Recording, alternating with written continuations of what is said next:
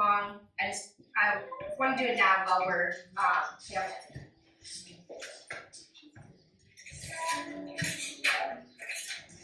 Alright, so I'll talk a tiny bit about this. One of the biggest hardest skills with scissor cutting is that opening up. That's like kiddos can squeeze, but opening up those scissors is really hard. So when we are learning, we have the scissors do it for them with these loop scissors. And then there's also spring-loaded scissors that look like this. So feel free to give them a try, get a feel for it. So be mindful. Please don't cut yourself. Can I ask which ones do you prefer? Like, do you like the spring-loaded or the loop ones? I like the loop ones, in particular these ones. They are kind of expensive, but they're just, you'll find they're like really smooth and you can compare them when I pass them around. I would say these ones are cute, but they're just kind of hard to squeeze. Like, you have to have a lot of strength. And then the big loop scissors that don't have a little handle like my second finger.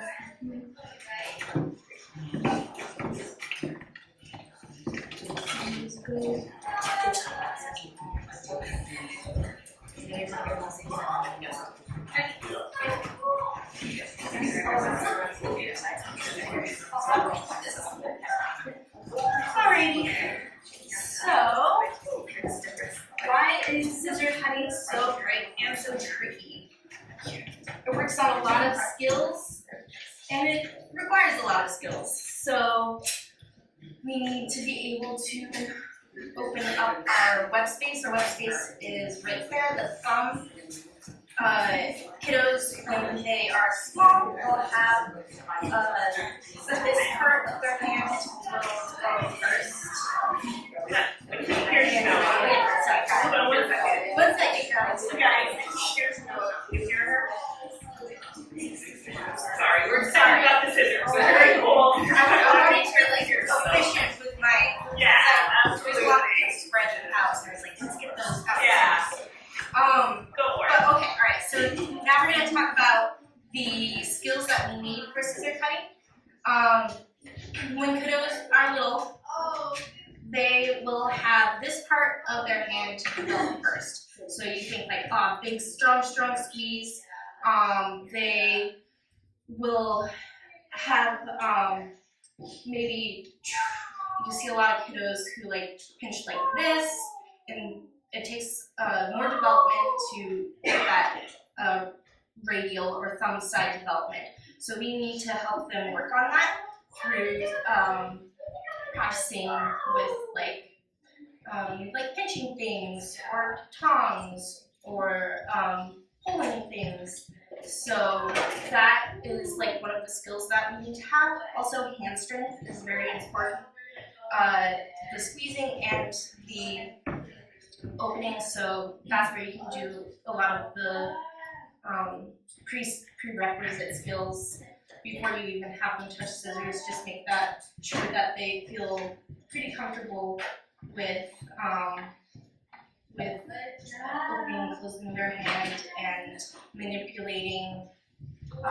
And then, so visual motor, a lot of kiddos will have trouble with following a line, making sure that their scissors they have the motor skills to go on the line and follow the line. This can be combated a little bit with if we have a really busy worksheet, let's do like bright red lines where we actually want them to cut. Attention is one that we definitely come across, and scissor cutting is definitely one where you need attention for safety reasons and just to complete the task. But we'll see that as kids get better at scissor cutting, it's actually an activity that maintains their attention for a lot longer than a lot of other activities, because they have to keep on the line, and they have to attend, or else we're going off the line. Oh no! And then bilateral coordination. This just means using both hands together. And scissor cutting is one of the hardest bilateral coordination skills our kids will have to master. Think about, I'm not going to do it, but patting your head and rubbing your belly. Like, you have to open, close, push forward with this hand, and then this hand has to like hop forward, and they're doing completely different things. And for a kid who, you know, finds bilateral skills really hard, this is super tricky. So we can practice the things in isolation, like, oh, I'll hold the paper, and you just practice opening and closing until you're super good at that. Or maybe you hold the paper and I'll cut. So we can isolate those skills to make them feel super comfy before we start harder things. Proprioception, this is basically just the feeling of pressure on your skin. So in scissor cutting, a lot of proprioception basic proprioception is needed to hold the paper, but if they have low proprioception syndrome, then they will maybe push too hard because they can't feel that paper, and they'll rip the paper. So that's one where that's one problem that we come up with, where like we can't really sense where the paper is, and we pull too hard. And then frustration tolerance. This is one that we really want to try to have success for our kids. So if we're getting too frustrated, maybe it's too hard for right now, and let's slow it down, back it up, do a activity that has a super thick line. Success, good job, you did the line. Things like that. And then I would say a huge pro of scissor cutting is the social aspect. We get a lot of sharing, watching, oh, how are they doing? Can you pass, that piece of paper? Wow, I did it. Let's show it to mommy. A lot of pride and autonomy can come from scissor cutting. All right, so here's the progression.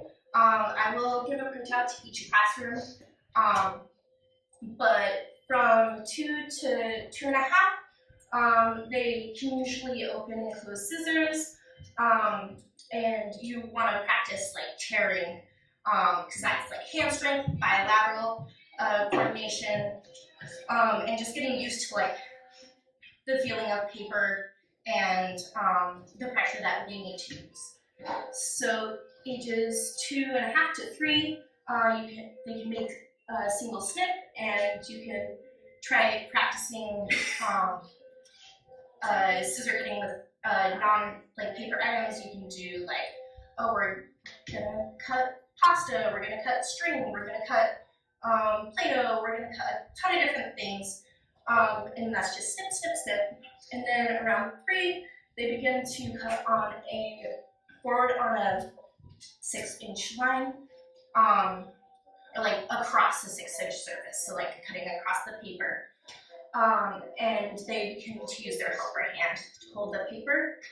At ages 4 to 5, they're usually able to cut on a 6-inch line within 1/4 inch accuracy, and they begin to cut curves and circles. 4.5 to 5, they begin cutting a square within 1/4 of an inch, and then 5 to 6, they can do more complex shapes. Common struggles we find with our kiddos, at least in my experience, in my sessions, usually using the appropriate amount of speed and pressure. So that's when I'm talking we're going and ripping the paper. We'll see ripping the paper using the choppy snips that go all the way through, and then they have to take it out and then go back and you know what I'm talking about. There's a lot of safety risk with this can be seen as like a safety risk as well, and they could have trouble closing the scissors, and that's why they're trying to push it forward. But if you don't close those scissors, it's not going to go forward, and that's where we see a lot of frustration, loss of confidence, and loss of the intrinsic enjoyment.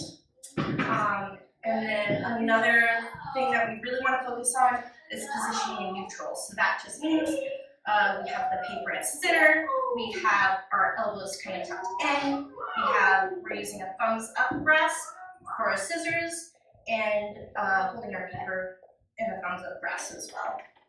And a lot of issues we'll see this little guy, a pronated wrist, which is basically thumbs down. You'll see them trying to go like this on the paper, winging their elbows, and either holding the paper with the fingers up position, or again, flipping their scissors upside down.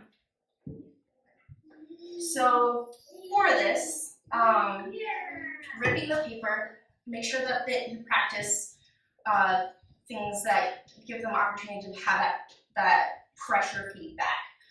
So one way I like to do this is just use cardstock paper or construction paper. See how, and then observe, like, do they do better with those things? Then maybe you can grade it down to a thinner paper, just regular paper. You can prompt their repositioning. Make sure to do a regulating activity before, so we're focused. If we're everywhere, and it's really hard. It's really hard. But if we're like everywhere before we even start, we're definitely gonna be everywhere when you start doing this like new and crazy thing. And then you can start with an easier activity, shorter lines.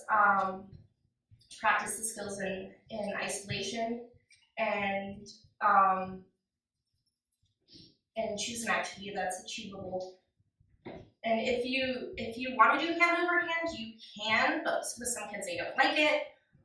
Some kids, I've also found that gives them the wrong feedback. When you're like, wait, get your hands back here, and they're like, I'm going forward.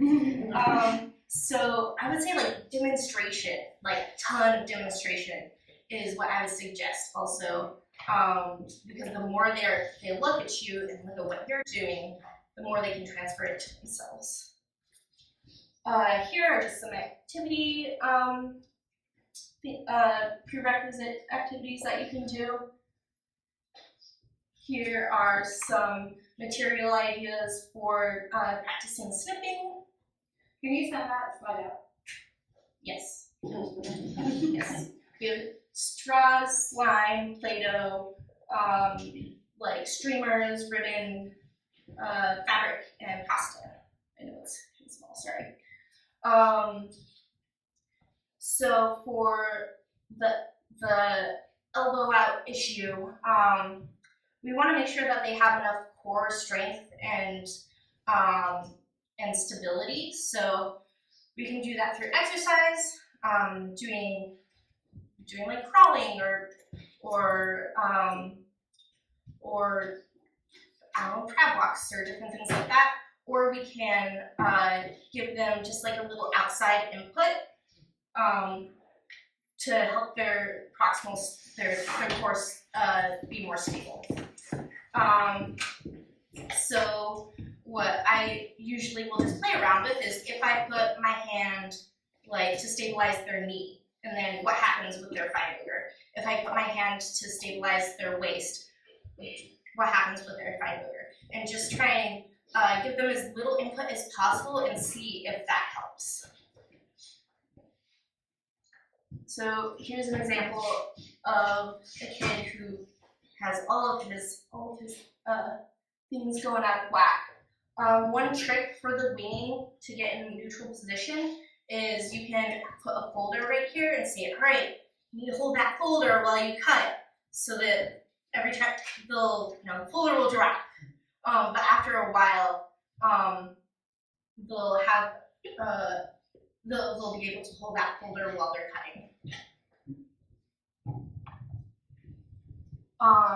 So I also use a lot of visual cues.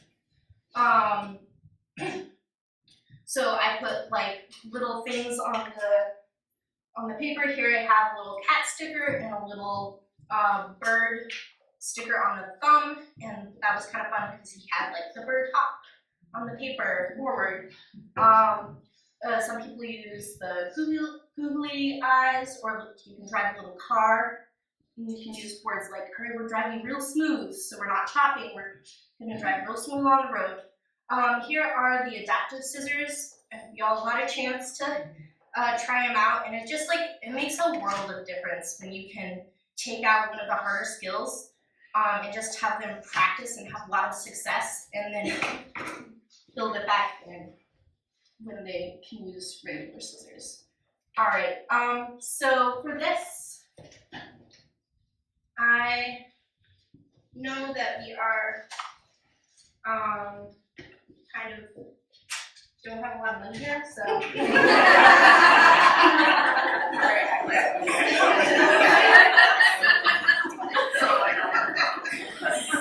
Somebody's trying to buy a school or something. Something like that. Yeah. So I think for time's sake, I'm not gonna have everybody actually do it, but I'll show you, and I have the hair ties to if you want to just grab one and put them on your scissors. So here are the really, really cheap DIY spring-loaded scissors. You can put one on each side. If that works better, you can kind of play around with it. But yeah, they make it so it doesn't close all the way, and ideally it would have it spring back a little bit, so they can do little snip, snip, snip, snip, snip. Yeah, this is hopefully it works. It's not going to be as great as the $15 pair of scissors, but put that on your wish list. Are there any ideas that anybody wants to share? Because there's a lot of experience here, and especially in the more classroom setting. Any tips and tricks that anybody has? I don't remember who used to do it, but someone in my classroom for an OT would put a sticker on their thumb. So that way, I couldn't see it on the thing, but a sticker, and they're you gotta make sure it's facing up. So that way. Yeah, those visual cues can be really. No, I've seen some people when they're working on cutting. You're the student. I'm standing in front of you holding paper this way, and they have to cut up. Or versus on table. You prefer on table then? It sounds like. I would prefer they hold it. But I think they would have a good point because they would be fully in their visual view. They could. I guess I'm also thinking the tension is there. If I'm an adult holding it, I can keep it Yeah. and then Yeah. it's a little easier. That's a great way to grade it. Because the floppy paper is such a menace sometimes, and that's why the cardstock paper is also good because it won't be flooping everywhere. It'll just stay pretty firm. Also, a smaller piece initially helps Yeah. because it's more. Yeah. You can control Yeah. the paper. Yeah. You can also you can also tape the paper to the table. Sometimes I do that. Just it kind of helps them learn to hold it. Just because it's has a little more help. So you're not holding it, but you can just put a little piece of tape it to the table, and then they can hold it. That's also great for a classroom that doesn't have one-on-one. Yeah, just taking the paper all around, and then just have them hold it as it's taped, and then it'll be a little bit easier for them. So we have these really funny scissors in there. Orange. So they're called for scissors. The kids can hold it, and then you can hold it, and so you can actually do it Thank you. The kid holds it with one hand, and then you can either use your cutting hand to go over the kid's hand, and so you're cutting and the kid's cutting, so that you get the motion, but you can do as little or as much of the work as needed. So we only have one pair of them, and I've had to show everyone how to use them, but I've used these forever. So Thank you. they're a good They're great. intermediate tool if they're kind of got beyond the adaptive ones and they want to use something that looks more normal, quote unquote. So I only have one pair of them, and That also provides the right feedback too, instead of, as opposed to handling. yeah. Because handling, you like to be very careful Yeah. not to provide too much pressure. Yeah. You actually have loops to hold on to. Those are great. All right, unless there's any questions, I'll let y'all read.